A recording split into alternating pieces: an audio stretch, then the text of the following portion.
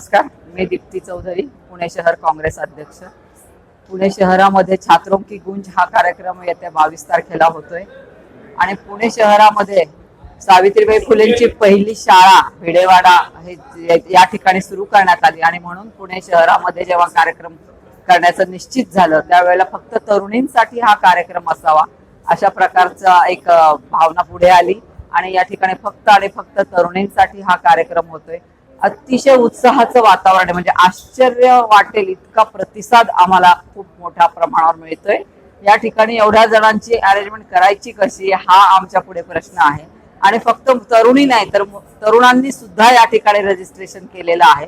त्यामुळे तरुणांना बाहेरच्या बाजूला एक स्क्रीन लावून त्या ठिकाणी त्यांना हा कार्यक्रम बघता येणार आहे आणि अतिशय जय्यत अशी ही तयारी अंतिम टप्प्यात आलेली आहे आणि उद्या सकाळपर्यंत साधारणतः 90% तयारी पूर्ण झालेली असेल. आमच्या काँग्रेस पक्षातला प्रत्येक कार्यकर्ता छोटा असू दे मोठा असू द्या त्याचं पूर्ण यामध्ये योगदान आहे. तो आपापल्या परीने प्रत्येक जण हा कार्यक्रम यशस्वी करण्यासाठी झटतोय आणि हे टीमवर्क आहे, सर्वजण काम करतात. हा कार्यक्रम तरुणींसाठी आपण पुण्यामध्ये घेतोय. एक कार्यक्रम आहे मी पूर्ण देशामध्ये तरुणींसाठी करणारच होतो, तर त्याचं कारण मी तुम्हाला सांगितलं. का मुख्यमंत्र्यांचं कामच आहे ना टीका करणं, तर आम्ही त्यांच्या काय फारसं लक्ष देत नाही, काही फरक पडत नाही त्यांनी कितीही टीका केली तरी. मागचे काही कार्यक्रम प्रयागराजला डेहराडूनला झाले, त्या ठिकाणी तरुणींच्या हॉस्टेल्सला कॉलेजला गेटला बाहेरून त्यांनी लॉक लावून ठेवलं होतं आणि तरीही जैनजी ही ऐकायला तयार नाही. त्या मुली त्या कार्यक्रमाला पोहोचल्या. त्यामुळे आजकालचं तरुणी एकूण असं ऐकायला तयार नाही.